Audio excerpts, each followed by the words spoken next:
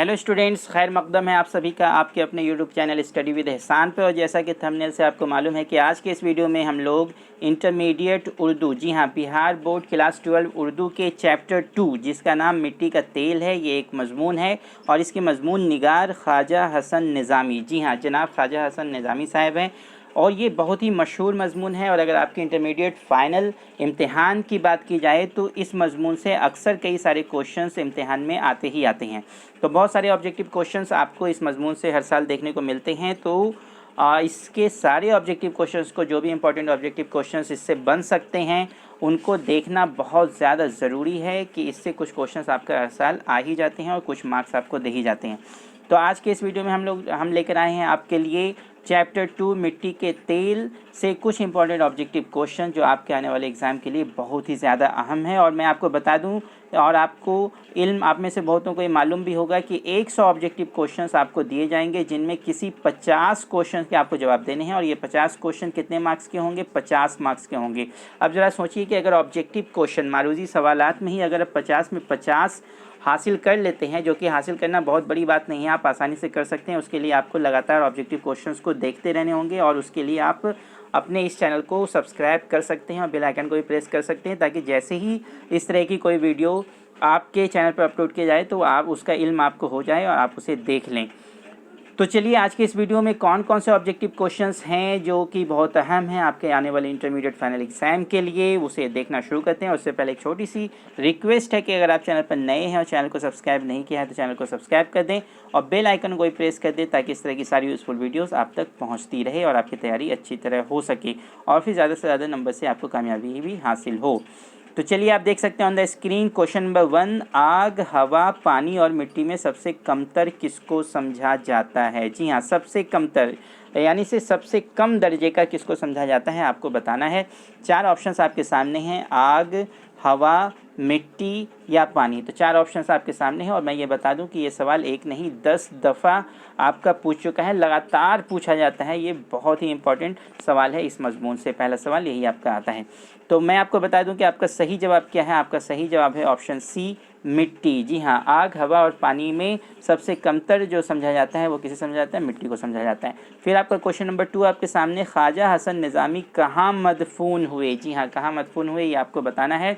4 options आपके सामने हैं, चितली कब्र, दरियागंज, बस्ती हज़रत निज़ामुद्दीन या महरौली। ये आपको बताना है कि वो कहाँ दफन किए गए। मदफून हुए से क्या मुराद है कि उनको कहाँ दफन किया गया है, ये आपको बताना है। तो आपका सही जवाब, आप याद रखें, सही जवाब आपका हो जाएगा ऑप्शन नंबर सी, बस्ती हज़रत निज़ामुद्दीन। जी हाँ, और मैं एक बात और आपको बता दूं कि अगर आपने इन चैप्टर्स को पढ़ रखा है, आपकी तैयारी हो चुकी है थोड़ी बहुत भी पहले से, तो मेरे जवाब बताने से पहले आप खुद अपना जवाब बताएं और फिर जब आपको मैं वही जवाब बताऊं कि हाँ यही ऑप्शन सही है और जो आपने भी वही बता रखा है, तो आप समझ लें कि आपकी तैयारी ठीक ठाक है। और अगर आप गलत जवाब बताते हैं तो आपको मज़ीद तैयारी करने की ज़रूरत है। तो इस तरह से आप खुद का असेसमेंट कर सकते हैं, जायज़ा ले सकते हैं कि आपकी तैयारी कैसी है। तो चलिए फिर क्वेश्चन नंबर 3 देखते हैं। ख्वाजा हसन निज़ामी के वालिदैन ने उनका क्या नाम रखा था? VVI question. और इसको इस तरह भी पूछ सकता है कि ख्वाजा हसन निज़ामी के बचपन का नाम क्या था? तो ख्वाजा हसन निज़ामी के वालिदैन ने उनका क्या नाम रखा था? 4 ऑप्शंस आपके सामने, नाजिम अली, कासिम अली, काजिम अली या फिर हाशिम अली। ये 4 ऑप्शंस आपके सामने हैं। आपको बताना है कि आपका सही जवाब क्या है। उम्मीद है कि जिन लोगों को इसका इल्म होगा उन्होंने अपना जवाब बता दिया होगा और जिन लोगों को नहीं पता है उनके लिए मैं बता दूं, और जिन लोगों ने जवाब बताया है वो अपना जवाब मिला लें कि इसका सही जवाब आपका है option number B, Qasim Ali. जी हाँ, option number B, Qasim Ali इसका सही जवाब है। उसके बाद फिर सवाल नंबर 4 आपके सामने, सी पारे दिल किसकी तसनीफ़ है? बहुत ही इंपॉर्टेंट क्वेश्चन है। बहुत सारे अहम तसानीफ़ से भी क्वेश्चन अक्सर देखने को मिलते हैं। तो सी पारे दिल किसकी तसनीफ़ है ये आपको बताना है। 4 ऑप्शंस आपके सामने, ख्वाजा हसन निज़ामी की, सैयद सुलेमान नदवी की, वज़ीर आगा की या फिर मीर अमन की। ये आप बताएं कि आपका कौन सा ऑप्शन सही है। तो आपका सही ऑप्शन कौन सा हो जाएगा? Option number A. जी हाँ, option number A, Khwaja Hasan Nizami की। सी पारे दिल किसकी तसनीफ़ है? ख्वाजा हसन निज़ामी। जी हाँ, उसके बाद फिर सवाल नंबर 5 आपके सामने। सवाल नंबर 5, ख्वाजा हसन निज़ामी के मुअर्रिस आला में एक बड़े बुज़ुर्ग गुज़रे हैं, उनका नाम बताइए। जी हाँ, तो उनके ख़ानदान में एक बहुत बड़े बुज़ुर्ग गुज़रे हैं उनका नाम आपको बताना है। 4 ऑप्शंस आपके सामने हैं, सैयद बदरुद्दीन अजल, सैयद बदरुद्दीन इसहाक़, शाह बदरुद्दीन या बदरुद्दीन ख़ां। ये 4 ऑप्शंस आपके सामने, आप बताइए कि कौन सा ऑप्शन आपका सही है। 4 ऑप्शन आपके सामने, ध्यान से देखें। तो आपका सही ऑप्शन हो जाएगा ऑप्शन नंबर बी। जी हाँ, सैयद बदरुद्दीन इसहाक़। सैयद बदरुद्दीन इसहाक़ वो बुज़ुर्ग हैं, बहुत बड़े बुज़ुर्ग हैं, जो ख्वाजा हसन निज़ामी के मौरिस आला में गुज़रे हैं। बहुत ही इंपॉर्टेंट सेशन, स्किप करने की गलती बिल्कुल ना करें, एंड तक ज़रूर देखें और वीडियो को लाइक और शेयर करना ना भूलें, चैनल को भी सब्सक्राइब कर दें। क्वेश्चन नंबर 6 आपके सामने, सैयद बदरुद्दीन इसहाक़ किस मशहूर बुज़ुर्ग के खलीफा थे। बहुत ही अहम क्वेश्चन है कि ये सैयद बदरुद्दीन इसहाक़ जो एक बुज़ुर्ग थे ये किस मशहूर बुज़ुर्ग के खलीफा थे, ये आपसे पूछा जा रहा है। 4 ऑप्शन आपके सामने, ख्वाजा गरीब नवाज़, कुतुबुद्दीन बख्तियार काकी, बाबा फरीदुद्दीन गंज शकर या फिर निज़ामुद्दीन औलिया। ये आपको बताना है कि कौन सा ऑप्शन आपका सही है। आप बताइए, 4 ऑप्शन को आप ध्यान से देखिए। तो मैं आपको बता दूं कि आपका सही जवाब क्या हो जाएगा, ऑप्शन नंबर सी, बाबा फरीदुद्दीन गंज शकर। जी हाँ। उसके बाद फिर सवाल नंबर 7 आपके सामने। सवाल नंबर 7, ख्वाजा हसन निज़ामी की वालदा का नाम क्या है। जी हाँ, ख्वाजा हसन निज़ामी की वालदा का नाम क्या है, ये भी आपको याद रखना बहुत ज़रूरी है। अक्सर मुसन्निफ़ की वालदा और वालिद से मुतल्लिक भी सवाल पूछे जाते हैं। तो ख्वाजा हसन निज़ामी की वालदा का नाम क्या है, 4 ऑप्शन आपके सामने। तो ऑप्शंस आपके क्या हैं, रजहती बेगम, चहीती बेगम, निस्बती बेगम या हरमती बेगम। ये आपको बताना है कि कौन सा ऑप्शन सही है। 4 ऑप्शन को आप ध्यान से देखें और फिर डिसाइड करें कि कौन सा ऑप्शन सही है। आपने जब इस ख्वाजा हसन निज़ामी के बारे में पढ़ा था तो कौन सा नाम दिया गया था, उनकी वालदा का नाम क्या था। तो चलिए, जिन लोगों को मालूम है, मैं उम्मीद रखता हूं कि उन्होंने आंसर अपना बता दिया होगा। अब मैं सही आंसर बता देता हूं ताकि जिन लोगों ने आंसर बताया है वो अपना आंसर मिला लें कि उनका आंसर सही है या नहीं, और जिन लोगों को नहीं पता है वो भी जान लें कि ख्वाजा हसन निज़ामी की वालदा का नाम क्या था। तो ख्वाजा हसन निज़ामी की वालदा का नाम था चहीती बेगम। जी हाँ, आपका ऑप्शन भी सही है। उसके बाद फिर आपका क्वेश्चन आता है कि वालदैन के इंतकाल के बाद ख्वाजा हसन निज़ामी की कफ़ालत किसने की। जी हाँ, वालदैन के इंतकाल के बाद, जब उनके वालदैन का इंतकाल हो गया था, तो ख्वाजा हसन निज़ामी की कफ़ालत यानी कि उनकी देखभाल, उनकी परवरिश किसने की थी। 4 ऑप्शन आपके सामने, भाई ने, चचा ने, दादा ने या फिर मामू ने। 4 ऑप्शन आपके सामने, आप बताएं कि कौन सा ऑप्शन सही है। तो आपका सही जवाब होगा ऑप्शन नंबर ए, भाई ने। जी हाँ, ऑप्शन नंबर ए, भाई ने। बहुत ही इंपॉर्टेंट, आप चैनल को सब्सक्राइब कर दें, वीडियो को लाइक शेयर करना ना भूलें, बेल आइकन को भी प्रेस कर दें ताकि इस तरह की सारी यूज़फुल वीडियोस जो लगातार आपके चैनल पर अपलोड होती रहती हैं आपको मिलती रहे। उसके बाद फिर आपका क्वेश्चन है कि जिस बड़े भाई ने ख्वाजा हसन निज़ामी की कफ़ालत की, उनका नाम बताइए। जी हाँ, अब ये तो आपने देखा कि बड़े भाई ने उनकी कफ़ालत की थी, लेकिन अब उनका नाम भी आपसे पूछा जा रहा है। 4 ऑप्शन आपके सामने है, लियाक़त अली शाह, वारिस अली शाह, सैयद हसन अली शाह या हुसैन अली शाह। मिलते जुलते नाम हैं, आपको कंफ्यूज नहीं होना है, आपको बहुत ध्यान से सारे ऑप्शंस को देखने हैं और फिर बताना है कि कौन सा ऑप्शन आपका सही है। तो चलिए मैं आपको बता दूं कि सही ऑप्शन है option number C, Syed Hasan Ali Shah. जी हाँ। उसके बाद फिर आपका क्वेश्चन आपके सामने, सवाल नंबर 10, ख्वाजा हसन निज़ामी की पैदाइश कहाँ हुई। जी हाँ, जाए पैदाइश से भी अक्सर क्वेश्चन सवालात देखने को मिलते हैं। तो ख्वाजा हसन निज़ामी की पैदाइश कहाँ हुई, आपको बताना है। 4 ऑप्शन आपके सामने, दिल्ली, लखनऊ, हैदराबाद या फिर इलाहाबाद। तो आप बताइए, ध्यान से देखिए कौन सा ऑप्शन सही है। तो आपका सही ऑप्शन हो जाएगा ऑप्शन नंबर ए, दिल्ली। जी हाँ, ख्वाजा हसन निज़ामी की जो पैदाइश हुई वो कहाँ हुई, दिल्ली में हुई। उसके बाद फिर सवाल नंबर 11 आपके सामने, ख्वाजा हसन निज़ामी ने किस रसाले की बुनियाद डाली। जी हाँ, ये बहुत इंपॉर्टेंट सवाल आपके सामने, ख्वाजा हसन निज़ामी ने किस रसाले की बुनियाद डाली। 4 ऑप्शन आपके सामने, option A Nizamuddin, option B Nizamul Mashaikh, Faridul Mashaikh या मोइनुल मशाइख।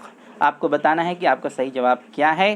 तो आपका सही जवाब होगा ऑप्शन नंबर बी, निज़ामुल मशाइख। जी हाँ, ख्वाजा हसन निज़ामी ने जिस रसाले की बुनियाद डाली थी उस रसाले का नाम क्या था, निज़ामुल मशाइख। उसके बाद फिर सवाल नंबर 12 आपके सामने, रॉक फेलर किस चीज़ की तजारत से बेशुमार दौलत का मालिक हुआ। जी हाँ, रॉक फेलर किस चीज़ की तजारत से बेशुमार दौलत, बहुत ज़्यादा दौलत का मालिक हुआ, बहुत ज़्यादा वो अमीर बना। 4 ऑप्शंस आपके सामने हैं।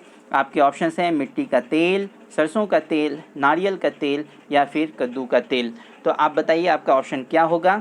तो आपका सही ऑप्शन है ऑप्शन नंबर ए, मिट्टी का तेल। जी हाँ, मिट्टी के तेल की तजारत से ही रॉकफेलर बहुत ही दौलतमंद हुआ, बेशुमार दौलत का मालिक हुआ। उसके बाद फिर आपका सवाल आता है कि रॉकफेलर का ताल्लुक़ किस मुल्क से था। जी हाँ, रॉकफेलर के बारे में आपको ये भी जानना है कि वो किस मुल्क से आए थे, उनका ताल्लुक़ किस मुल्क से था। 4 ऑप्शन आपके सामने, इंग्लैंड, फ्रांस, रूस और अमेरिका।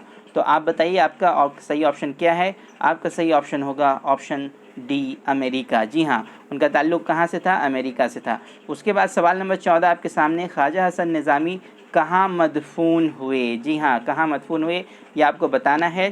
ख्वाजा हसन निज़ामी कहाँ मदफून हुए।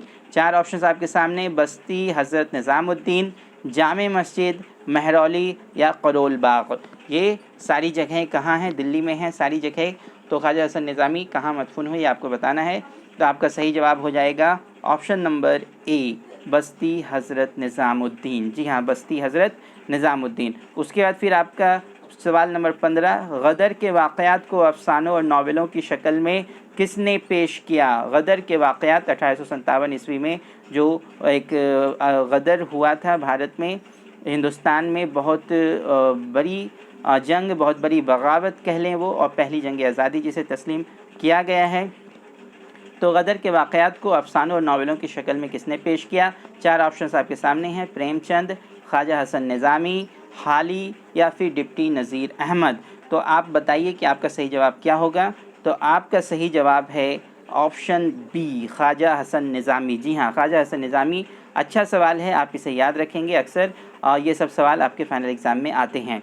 उसके बाद फिर आपका सवाल नंबर 16, मुसव्वरे फ़ितरत उर्दू के किस नसर निगार के बारे में इस्तेमाल किया जाता है। मुसव्वरे फ़ितरत उर्दू के किस नसर निगार के बारे में इस्तेमाल किया जाता है आपको बताना है। ऑप्शंस आपके सामने हैं, ख्वाजा हसन निज़ामी, सर सैयद अहमद ख़ान, रतन नाथ सरशार और राशिदुल खैरी। यहाँ पे एक प्रिंटिंग मिस्टेक है, आप इसे सरशार पढ़ेंगे। रतन नाथ सरशार इनका पूरा नाम था और ये मिस्टेक से सरकार यहाँ पे प्रिंट हो गया है।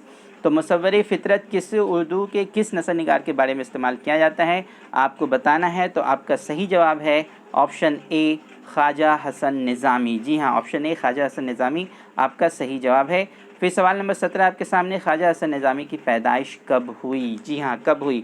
एक तो आपका जाए पैदाइश पूछा, कहाँ पैदाइश हुई, और अब ये सवाल नंबर 17 में है ख्वाजा हसन निज़ामी की पैदाइश कब हुई। 4 ऑप्शंस आपके सामने, 1877 ईस्वी, 1878 ईस्वी, 1879 या फिर 1880 ईस्वी।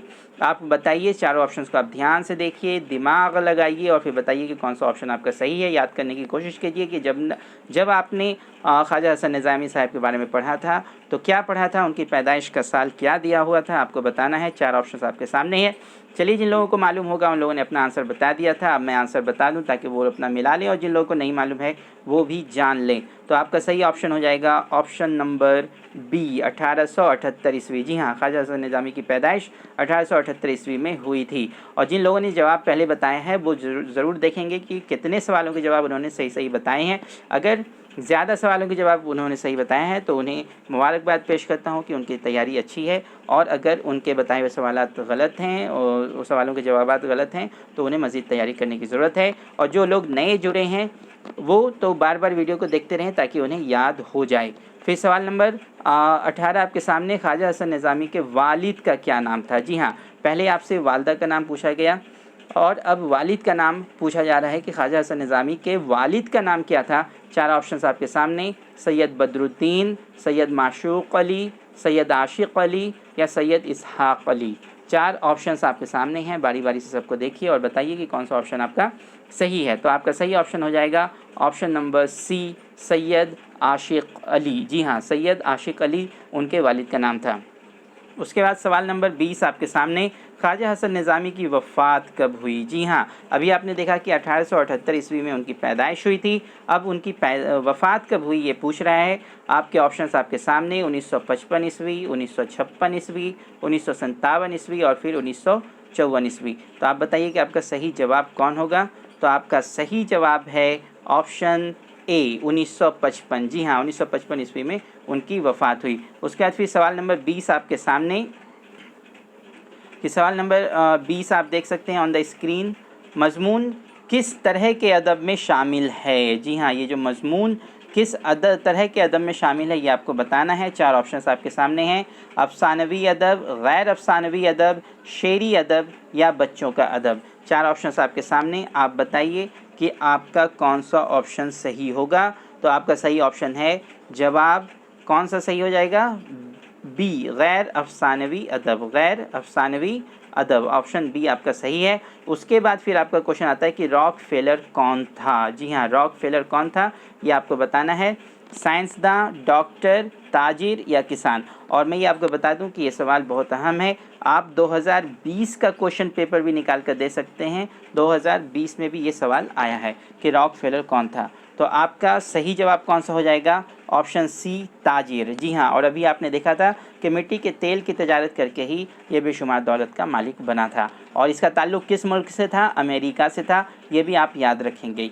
तो ये सारे जो क्वेश्चंस जो आज मैंने आपके सामने रखा है इस वीडियो के ज़रिए बहुत ही ज़्यादा अहम हैं, और ख़ासकर आपके आने वाले इंटरमीडिएट फाइनल एग्ज़ाम के लिए बहुत सारे सवाल इसमें ऐसे हैं जो बार बार पूछे गए हैं और पूछे जाते रहते हैं। तो इन सारे क्वेश्चंस को और इस तरह के सारे वीडियोस को जो लगातार आपके चैनल पर अपलोड किए जा रहे हैं, आप बार बार देखते रहें। अगर आप भी सीरियस हैं और वाकई चाहते हैं कि आप अच्छे नंबर से कामयाबी हासिल करें, 50 ऑब्जेक्टिव क्वेश्चंस 50 मार्क्स के होंगे, और इन 50 मार्क्स को आसानी से हासिल किया जा सकता है। तो चलिए आज के इस वीडियो में बस इतना ही। स्टूडेंट्स, वीडियो को लाइक और शेयर करना ना भूलें और चैनल को भी सब्सक्राइब कर दें। फिर मिलेंगे बहुत जल्द चैप्टर 3 के मारूजी सवालात यानी ऑब्जेक्टिव क्वेश्चंस के साथ। तब तक के लिए इजाज़त दीजिए और अपना ख्याल रखिए। शुक्रिया।